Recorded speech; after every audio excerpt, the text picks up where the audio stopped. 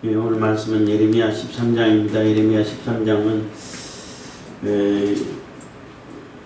유다의 그 죄악에 대해서 또 유다의 또 심판에 대해서 이렇게 벳디와 포도주 병의 비유로 오늘 예언해주고 있는 것입니다. 그래서 썩은 벳디의 비유와 포도주병의 비유를 이렇게 얘기해주고 예레미야의 슬픈 그 간절한 애곡하는 간절한 그러한 호소가 들어있는 말씀입니다. 그 썩은 벳디는 이게 뭐 요즘 말하면 허리띠죠. 허리띠. 요즘은 뭐 허리띠 없이도 입고 다닐 수 있는 옷이 많은데 옛날에는 그 단추 같은 게 이런 게 없기 때문에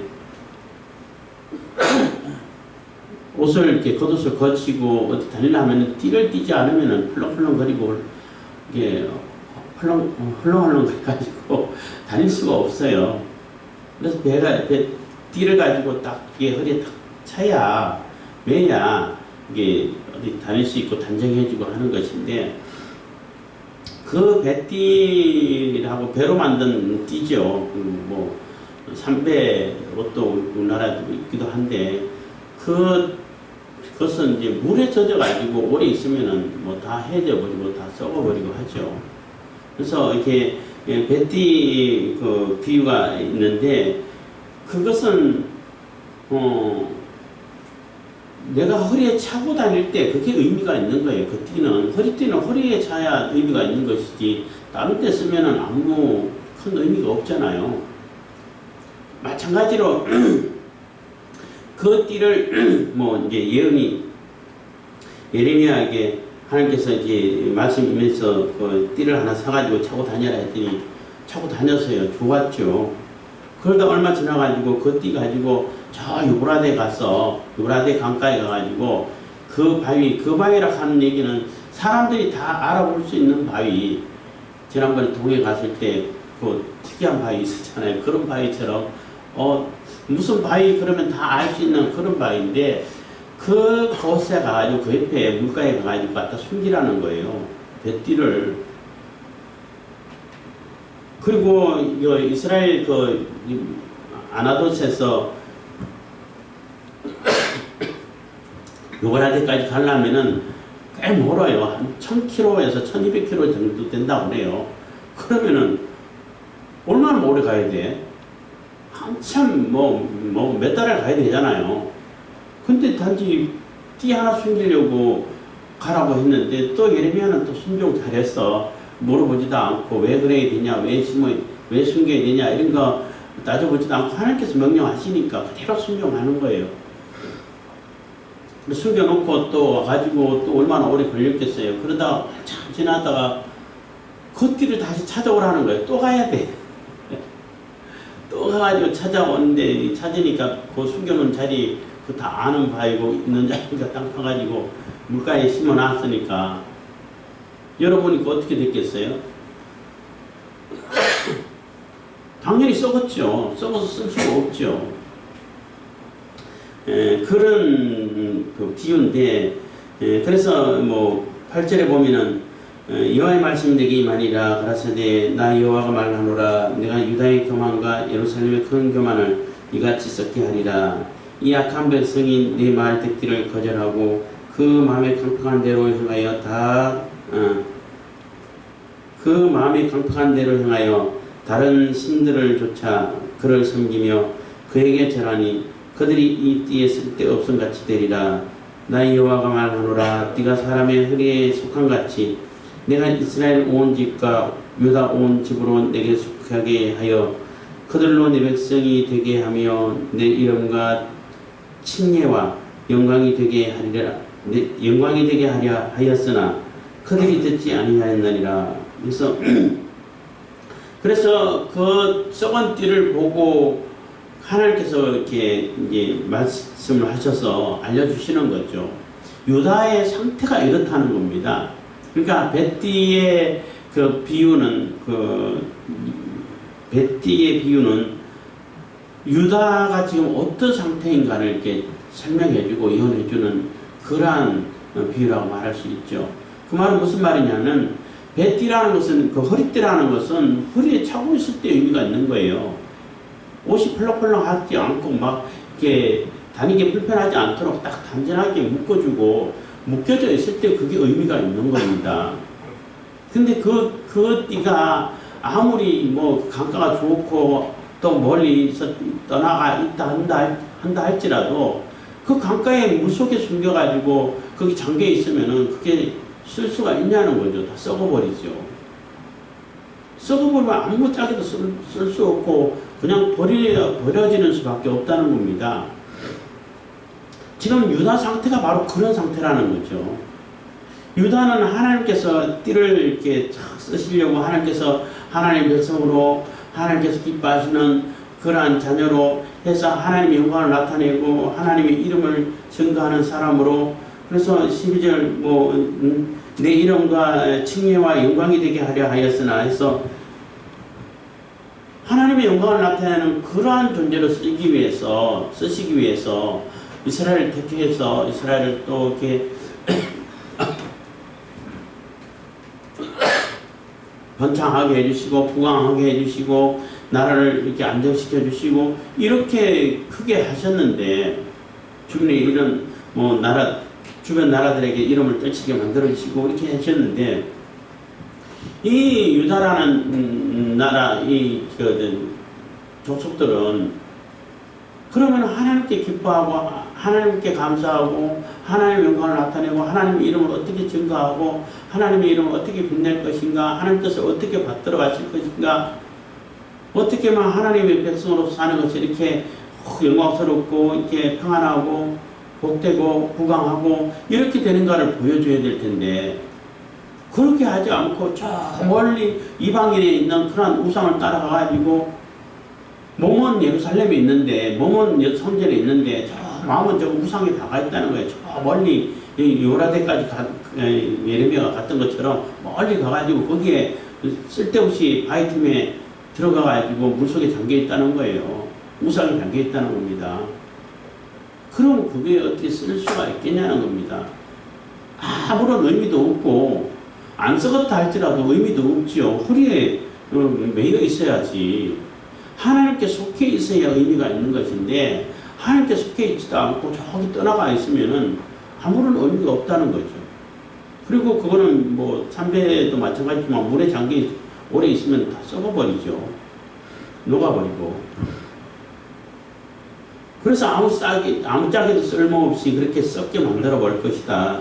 심판하시겠다는 거예요.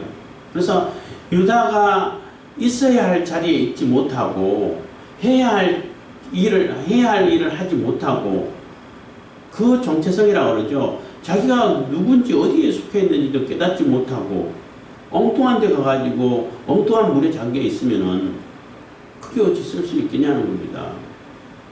그래서 유다의 그런 교만이 지금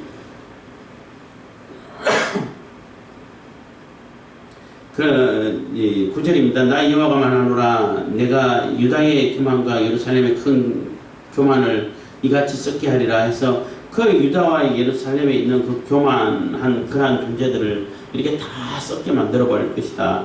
다 쓸데없이 썩어서 버려지게 될 것이고 심판하게 될 거라는 겁니다. 그 예루살렘의 교만과 또 유다의 교만 이런 표현을 쓰는 것은 유다 사람들하고 예루살렘에 있는 거민들의 교만은 뭐 하늘을 찌를 듯 하죠. 왜냐하면은 예레미야를 얘기할 때마다 말씀드렸습니다만은 예루살렘은 안 망한다는 거예요. 예루살렘 유다를 어떻게 하나님의 택한 백성인데 하나님이 지키시는 유다인데 하나님께서 지키시는 예루살렘이고 하나님의 이름을 두신 성전이 있는 곳인데 어떻게 누가 감히 이렇게 교만하다는 거예요. 그래서 그들은 그런 마음을 가지고 그러면은 정말로 하나님 백성답게 하나님 말씀답게 하나님 택한 백성답게 하나님의 성전을 이름을 두신 그 영광을 나타내는 그런 삶을 살아야죠.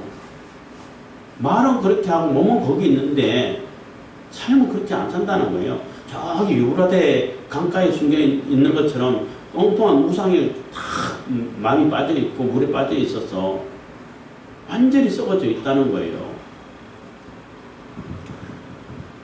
그러니까 그게 어떻게 보존이 되겠냐는 것입니다. 그래서 다른 존재들은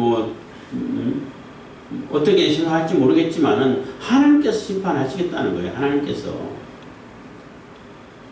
그래서 이게 벳디의 비유는 유다의 지금 현 주소를 정확하게 아주 적나라하게 이렇게 비유를 해주고 설명해주고 예언해주고 있는 그러한 비유라고 말할 수 있습니다. 그리고 이제 12절부터는 포도주병의 비유인데, 이 포도주라는 얘기는, 포도주는 피를 상징하고 기쁨을 상징하고 이렇게 잔치할 때 또 제사할 때도 포도주를 붓죠. 관유라 해가지고 맨 마지막에 이렇게 포도주를 붓고 제사를 마치는 그러한 데 쓰는 것인데, 그것은 내 생명, 내 피를 모두 하나님께 바친다는 그런 의미가 들어있어요. 그리고 혼인잔치 때 포도주가 꼭 있어야 되죠. 굉장히 이제 기쁨을 상징하는 것이고, 요즘은 유대인들이 결혼을 할 때에 포도주 잔을 옛날처럼 그렇게는 하지는 않겠지만은 마지막에 포도주 잔을 이렇게 들고 가지고 땅에 깨트려서 발로 밟는 그러한 의식이 있다고 그래요. 그 순서가 있다고 그래요. 그게 뭐냐면은 이 기쁨이 이렇게 쏟아져서 깨지고 짓밟힌 이 역사를 잊어버리지 말자는 거거든요. 지금은. 그 유대인들이 얼마나 학살을 많이 당하고 얼마나 많은 고난을 당했어요. 그래서 지금은 평안하고 지금은 혼인을 할 수 있고 지금은 기쁘지만은 이 기쁨이 깨져가지고 밟혔던 그러한 그 역사를 절대 잊어버리지 말자 하고 그 행사를 한다고 해요. 어쨌든 간에 포도주는 그러한 것을 상징하는 것인데, 오늘 그 12절부터 나오는 그 포도주의 비유는 포도주가 포도주병에 가득 찼다는 거예요. 가득 찼다. 그러니까 유다 사람들 또 선지자들 또 제사장들 이런 사람들이 포도주 잔에 포도주병에 포도주가 가득 찬 거 당연한 거 아닌가? 그 포도주를 담으려고 포도주병 만들었는데 그 가득 차면 좋은 거지. 그리고 그 포도주에 취해가지고 훔쳐막고 있다는 거예요. 그 포도주는 피를 상징하기 때문에 너희들 피가 그 포도주에 가득 차게 될 거다는 얘기, 심판을 얘기하는 거예요. 심판을 얘기하는데 너희들 피에 취해가지고 지금 제정신을 못 차리고 있는데 반드시 심판을 하시겠다는 것입니다. 그래서 12절입니다. 그러므로 너는 이 말로 그들에게 이르기를 이스라엘의 하나님 여호와의 말씀에 모든 병이 포도주로 차리라 하셨다 하라. 그리하면 그들이 내게 이르기를 모든 병이 포도주로 찰 줄을 우리가 어찌 알지 못하리요 하리니 너는 다시 그들에게 이르기를 여호와의 말씀에 보라. 내가 이 땅의 모든 거민과 다윗의 위에 앉은 왕들과 제사장들과 선지자들과 예루살렘 모든 거민으로 잔뜩 취하게 하고, 그래서 다윗의 위에 앉은 왕, 굳이 다윗의 위에 앉은 왕 이렇게 표현한 것은 다윗의 언약을 생각하는 거예요. 다윗의 언약이 있고 그 언약을 이어받아야 할 그러한 왕들조차도 이렇게 우상에 또 무고한 피에 취해가지고 흥청망청 이렇게 하고 있다는 것입니다. 완전히 잔뜩 취해가지고 제정신 못 차리고 있다는 겁니다. 14절 또 그들로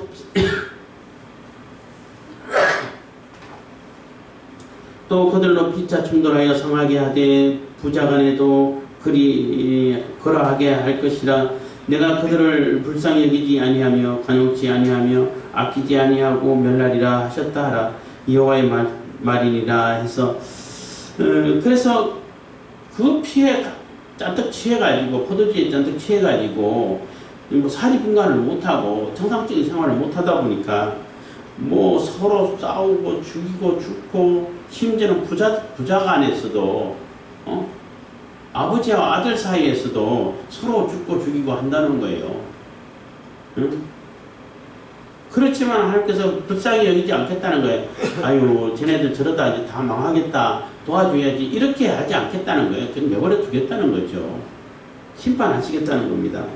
그러니까 얼마나 이 유다 사람들이 이 죄에 빠져 있고 또 자기의 교만에 빠져 있고 우상에 빠져 있고 또 탐욕에 욕심에 빠져 있고 술에 빠져 있어서 살이 분간도 못하고 자기 마음에 안 들면 다 죽이고 서로 죽고 뺏기고 빼앗고 이런 삶을 살고 있는데 그게 어떻게 하나님의 백성이라고 말할 수 있냐는 거죠.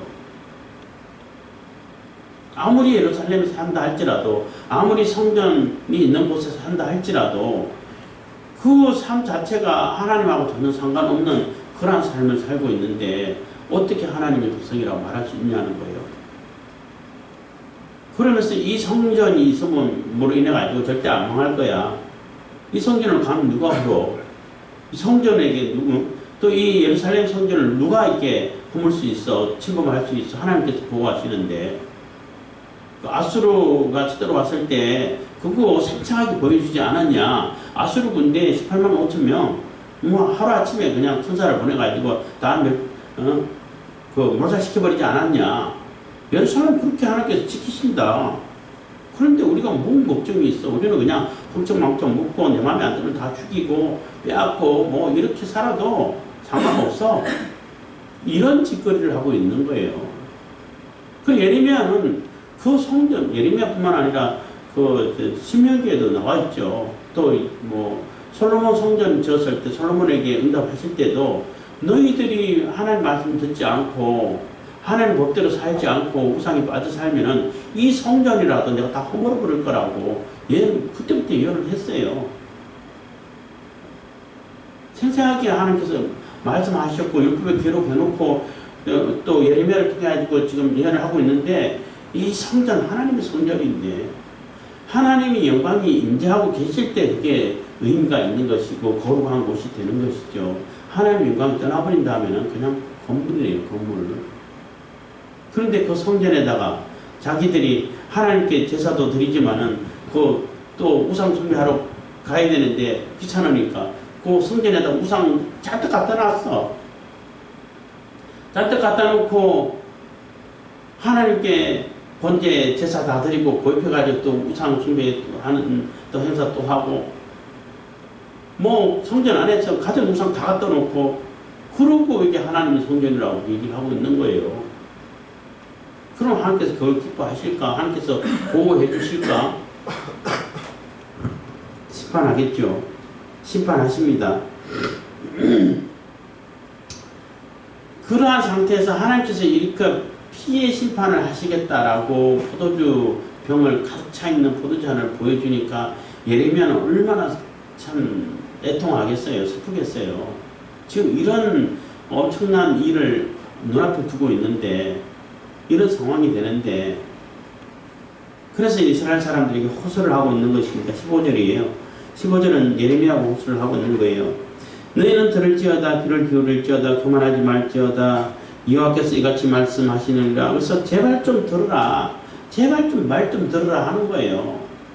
하나님께서 무슨 말씀하시는지를 제발 좀 듣고 하나님 말씀 듣고 하나님 말씀을 따라서 제발 좀 살자. 이렇게 호소를 하고 있는 겁니다. 그래서 귀를 기울이고 하나님 말씀 좀 듣고 제발 교만하지 말고 하나님 말씀 좀 들으라는 거죠. 그가 흑암을 일으키시기 전 발음이 잘 안 돼서 그가 흑암을 일으키시기 전 너희의 발이 흑암한 산에 그치기 전 너희 바라는 빛이 사망의 그늘로 변하여 침침한 흑암이 되게 하기 전에 너희 하나님 여호와께 영광을 돌리라. 그래서 흑암이 일으켜지고 흑암한 산에 거치고 또 빛이 사망의 그늘로 변하고 뭐 침침한 흑암이 되게 하고 되고 이런 것은 심판을 얘기하죠. 지금 흑암이 찾아올 것, 곧 심판이 임할 거다. 심판이 지금 이렇게 임박했다라는 얘기를 하고 있습니다. 그러기 전에 빨리 돌아와서 하나님께 영광을 돌리고 하나님께 돌아오라는 얘기죠. 지금이라도 하나님께 돌아와라.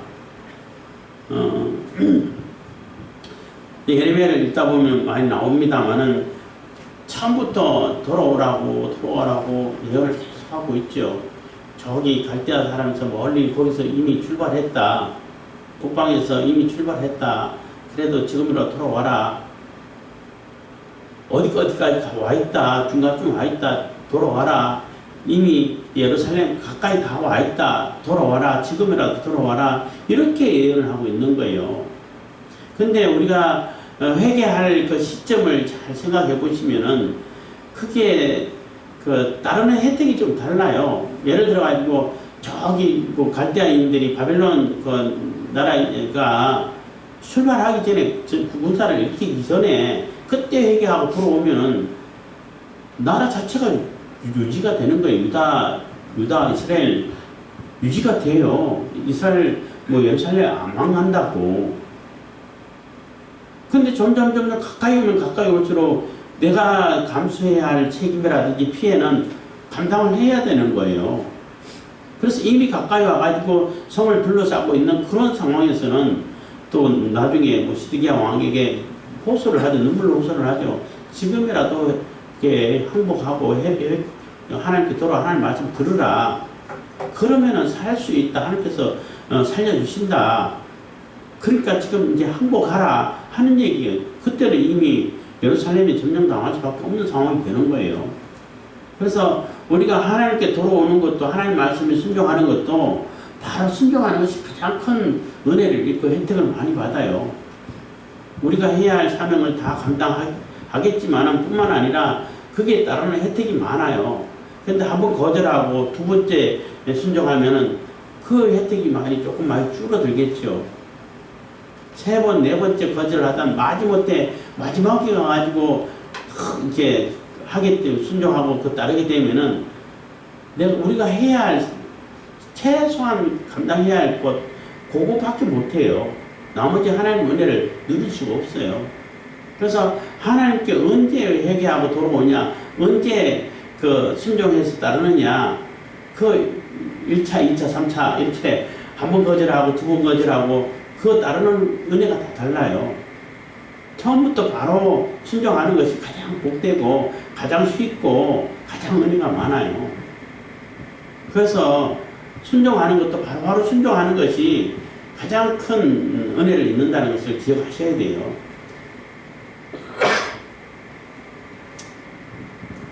지금 예레미야는 이스라엘 사람들에게 유다인들에게 예루살렘 거민들에게 하는 얘기가 지금까지 말 안 들었지만은 지금이라도 좀 제발 말 좀 들어라 하는 것입니다.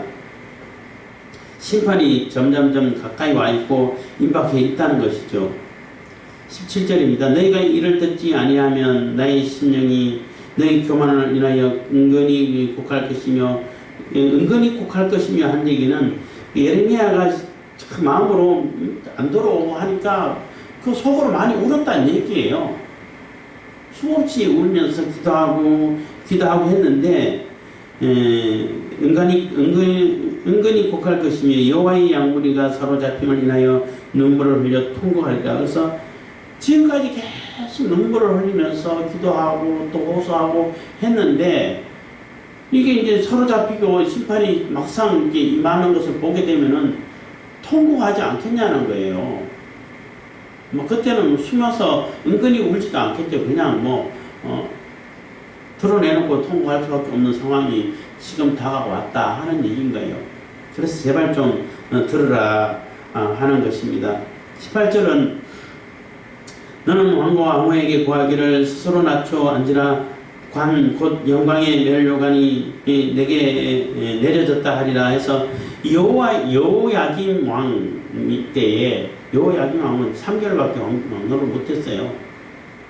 왕이 됐을 때 이때 이 예언이 하나님께서 그 예레미야를 통해 가지고 예언하게 하신 것이다 라고 이제 추측을 하고 있는데, 그 너는 왕과 왕후의, 그래서 여호야김 왕과 그 태우라 그러죠. 왕비가 포로로 잡혀갔어요. 지금 잡혀갈 그 면류관이 내려졌다 그러잖아요. 왕이라고 하고 태우라고 하고 있지만은 지금 그거 다 끝난 상태야. 왕관 다 이렇게 떨어지고 왕후 자리 피하게 될 거야.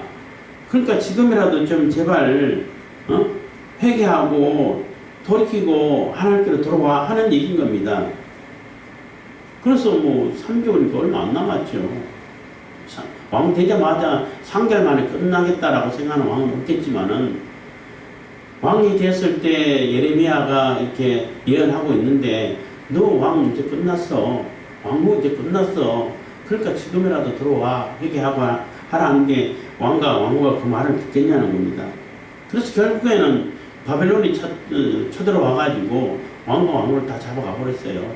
포로로 잡아갔어요. 근데 어쨌든 간에 포로로 잡혀가고 여호야김 왕은 항복한 거랑 마찬가지잖아요. 근데 끝까지 살아남아요. 다른 왕들은 항복 안 해서 다 죽었지만, 나중에 바벨론에 잡혀가가지고 페르시아까지 이렇게 들어와가지고 왕국이 세워지고 할 때, 그때 이제 풀어줘서 아주 왕족을 대우해주고 아주 귀한 대접을 해줘서 죽는 날까지 이렇게 평안하게 죽었다라고 기록하고 있는데, 어쨌든 간에 이 여호야김 왕이 되었을 때 예언하는 것은, 지금 왕이라고 그러지만은 그 왕관 이미 다 떨어진 거야 라고 이렇게 예언하고 있는 것입니다. 19절입니다. 남방의 성읍들이 봉쇄되고 열자가 없고 유다가 다 잡혀가되 온전히 잡혀가도다 해서 이것을 막을 존재가 없다는 거예요. 남방의 성읍들이 다 봉쇄됐다는 얘기는 이미 예루살렘을 빼고는 이미 다 바벨론에 의해서 다 점령되고 다 이렇게 포로가 됐다는 거죠. 그래서 그것을 해결할 수 있는 그런 군대도 없죠. 그런 하나님께서 허락하시는데, 하나님께서 도와주지 않고 하나님께서 보호해 주지 않으신데 어떤 존재가 그것을 막아설 수 있겠냐는 겁니다. 그래서 다 잡혀갈 것이다. 그러니까 지금이라도 회개하라 하는 것입니다. 20절, 너는 눈을 들어 북방에서 오는 자들을 보라. 네가 받았던 때 네 아름다운 양떼는 어디 있느냐. 그래서 북방에서 오는 그 군대들을 인해가지고 네가 가지고 있던 거 다 뺏길 거야. 양떼들도 다 사라질 거야 하는 얘기인 겁니다. 너의 친구 삼았던 자를 그가 내 위에 수령으로 수령을 실 때에 네가 무슨 말을 하겠느냐. 너의 고통에 잡힘이 구로하는 여인 같지 않겠느냐 해서, 너의 친구 삼았던 자를 그가 네 위에 수령으로 세우실 때에 했는데, 너의 친구 삼았던 자라는 얘기는 바벨론을 얘기하는 거예요. 히스기야 왕 때까지만 해도 바벨론은 저 변방에 있는 조그만 나라예요. 그래서 아수르가 이제 패권을 장악하고 있을 때에 바벨론에 있던 사신들이 히스기야 와가지고 같이 이게 조공까지는 아니라 할지라도 이렇게 예물을 많이 갖고 와가지고 같이 연합하고 같이 아수르하고 하자 해서 오히려 유다에게 와가지고 도움을 요청하는 그러한 수준의 나라였거든요. 그러니까 유다 입장에서 보면 조금 한 수 아래로 보는 이런 나라밖에 안 됐다는 얘기인 거예요. 근데 그 나라, 그 바벨론이 너의 수령이 될 거야. 수령으로 삼으실 거야. 그런 때에 이런 얘기가 되는 겁니다. 네가 무슨 말을 하겠냐는 겁니다. 너의 고통에 잡힘이 구로하는 여인 같지 않겠느냐. 그래서 네 고통이 완전히 해산하는 그 해산의 고통, 그 해산의 고통이 인간이 여인이 겪을 수 있는 가장 큰 고통이라고 표현을 많이 하는데, 그래도 아이 낳을 때는 그 해산하는 고통이 너무나 고통스럽지만은, 그래서 다시는 애 안 낳을 거야 했지만은 태어난 생명을 보면은 그 고통 다 잊어버린다고 그래요. 그래서 다음에 또 애 낳고 싶다고 한다 그러는데 애는 없고 고통만 있다 생각해 보세요. 얼마나 그게 힘들겠어요. 그 해산하는 여인은 해산해갖고 그 아이 생명, 새로운 생명을 얻는 이 기쁨이 그 고통을 다 상쇄해버리는데 얻는 생명은 없어. 근데 고통만 있어. 그러면 그게 얼마나 괴롭고 힘들겠냐는 것입니다. 지금 그런 상황이 됐다는 거죠. 22절입니다. 네가 심중에 이르기를 어찌하여 이런 일이 내게 임하였는고 하겠으나 네 죄악이 크므로 네 치마가 들리고 네 발꿈치가 상함이니라 해서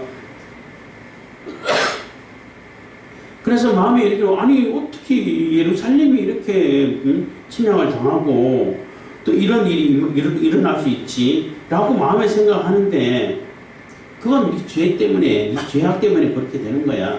치마가 들렸다는 얘기는 그만큼 수치를 당한다는 얘기인 것이고 발꿈치가 상한다는 얘기는 그 옛날에는 아주 좀 잔인한 얘기입니다만은 말들도 마찬가지고 이게 막 말로서의 기능을 하지 못하도록 뒤에 그 힘줄력이 아킬레스건이라고 그러잖아요. 그거 잘라버리면 제대로 걸을 수가 없어요. 사람도 마찬가지예요. 그거 잘라버리면은 제대로 못 걸어요. 이게 힘들게 돼가지고 이게 뭐 살아있고 조금 기동은 할 수 있지만은 뭐 뛰어다닌다든지 뭐 아주 날래게 이렇게 그 같이 용사가 된다든지 이런 거 못하죠. 그렇게 만들어버린다는 거예요.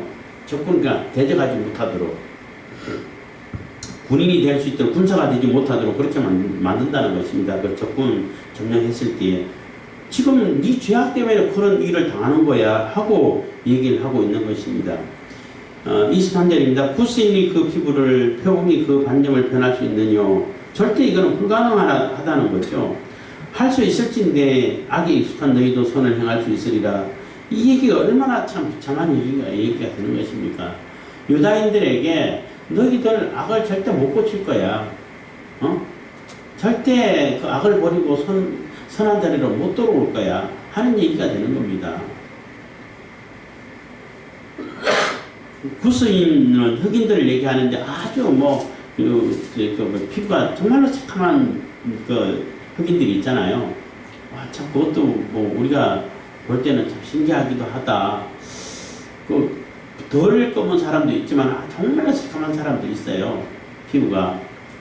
그런 사람 피부는 훨씬 좋다고 그러더라고요. 피부가 아주 좋다고 그러는데 어쨌든 간에 그런 사람이 스스로 그 피부를 변하게 만들 수 있냐는 겁니다. 못하죠. 선천적으로 되어 있는데 표범도 마찬가지. 표범 반점인데 표범이 스스로 반점을 바꿔가지고 없이 할 수 있겠냐는 겁니다. 그것처럼 유다인들도 악이 그만큼 인이 박혀 있던 것처럼 본성처럼 이렇게 되어 있기 때문에 절대 그 악에서 벗어나지 못하고 선을 행할 수 없다는 거죠. 만약에 그것을 바꿀 수 있으면 너희들도 선을 행할 수 있을 것이다 라는 정말로 이렇게 약간 비아냥거리는 얼마나 악에 찌들어 있었고 죄악이 심하면 이런 얘기를 하겠냐는 겁니다. 24절입니다. 그러고는 내가 그들을 사막바람에 불려가는 초계같이 흩어르리로다 해서 초계같이 바람에 불려가는 초계는 아무 힘이 없죠. 심판하시겠다는 겁니다. 25절 여호와께서 가라사대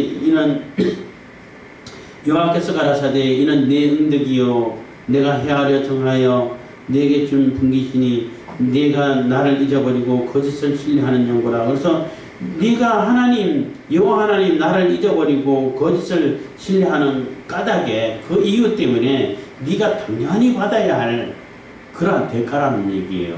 심판이. 26절 그러므로 내가 네 치마를 네 얼굴까지 들춰서 네 수치를 드러내리라. 네 얼굴까지 들춘다는 얘기는 완전히 최고의 수치를 부끄러움을 당하게 만들어버리겠다는 겁니다. 27절 내가 네 간음과 사특한 소리와 들의 작은 산 위에서 행한 네 음행에 비루하고 가정한 것을 보았노라. 봐있을진저 예루살렘이여 네가 얼마나 오랜 후에야 정결케 되겠느냐. 그래서 얼마나 간음이 많고 얼마나 우상 숭배가 많고 악한 일이 많고 가슴 더러운 음행이 많고 이런 죄악이 얼마나 많았으면은, 근데 그것을 하나님께서 절대 못 보실 거다. 저 높은 하늘 위에, 삼천청 하늘 위에 계신 하나님이 어떻게 여기까지 봐? 못 보실 거야. 이렇게 자기들 스스로 얘기하면서 가든 이걸 다 행했는데 하나님은 다 보셨다는 거예요. 보고 계신다는 거예요. 그래서 한탄하면서 얼마나 오랜 시간이 지나야 얼마나 연단을 많이 받고 얼마나 고생을 많이 해야 네가 다시 하나님의 백성으로 돌아오겠냐는 것입니다. 그래도 하나님께 감사할 것은 그래도 하나님은 포기를 안 하신다는 거예요.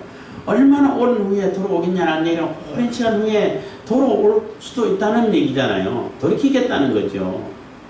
하나님 백성 되었던 이스라엘 유다는 완전히 소멸되도록 다 없애버리는 그런 심판을 하지 않으신다는 거죠. 마지막 순간이라도 기회를 한 번 더 주고 싶다는 거죠. 그래서 그게 하나님의 큰 은혜입니다. 하나님 백성 아닌 자들은 그대로 심판해서 그대로 소멸시켜버리고 끝내버리시지만은 하나님 백성은 끝까지 회개의 기회를 주셔가지고 다시 돌이키게 만들어 주신다는 겁니다. 그래서 우리가 13장을 통해 가지고 기억해야 할 것은 우리가 있어야 할 자리가 어디냐는 겁니다. 우리가 해야 할 일이 뭐냐는 거예요. 배띠 비유를 가지고 얘기할 것은 배띠, 그러니까 허리띠는 허리에 매여 있을 때 그게 의미가 있고 가치가 있는 것이고 그게 귀한 존재로 여기는 받는 것이지, 거기에서 벗어나 가지고 저기 멀리 가 있는다 할지라도 거기서 강가에 거기 땅 밑에 숨어 있으면은 그게 의미가 있냐는 겁니다. 썩어서 못 썼지. 그리고 그러한 악에 대해서 심판할 것이다 라고 했을 때 포도주 비유를 통해 가지고 너희들 피가 가득 찰 거야 하는 그러한 의미가 되는 거예요.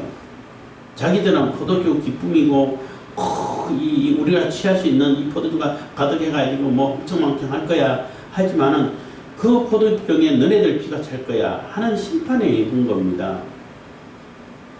그렇기 때문에 우리가 우리의 선자리가 어딘지, 우리가 해야 할 것이, 해야 할 일이 무엇인지 분명히 잘 기억해야 할 것이고, 우리에게 맡기신 일들, 우리에게 주어진 일을 통해 가지고 하나님의 이름을 증거하고 하나님의 영광을 드러내고 하는 그러한 삶을 살아야 할 것이고, 또 유다 백성들에 비해서 예레미야를 한번 보세요. 얼마나 순종을 잘하는지. 벳디사라니까 사가지고 그때는 기분 좋았죠. 근데 그거 뭐 엄청 먼 거리를 가가지고 그거 하나 숨기고 와라 하실 때 그냥 또 숨기고 와요. 왜 숨겨야 되냐, 이거 뭐 하려고 그러냐 안 물어봐요. 그냥 하나님 명령이니까 그대로 순종하는 거 보잖아요. 또 얼마 시간 지나가지고 한참 지나가지고 찾아오니까 그걸 또 찾아와.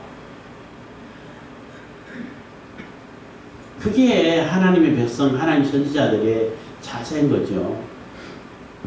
그렇기 때문에 우리가 늘 항상 우리가 서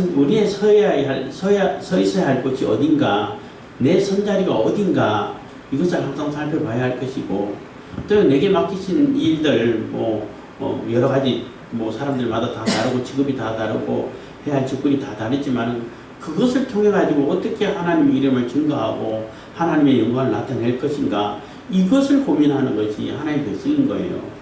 내게 주어진 건 이건 내 마음대로 해도 되니까 내 욕심을 챙기는데 무고한 피를 흘리는데 써야겠다, 이렇게 내 욕심을 챙기고 탐욕을 채우는데 써야겠다, 그렇게 하면 심판을 받을 수밖에 없다는 거예요. 포도주잔에 너네들 피가 가득 채워질 거야 하는 심판의 메시지밖에 안 되는 겁니다. 그래서 우리가 하나님의 백성으로서의 온전한 삶을 다 살아갈 수 있길 바라겠습니다. 기도하겠습니다. 하나님 감사합니다.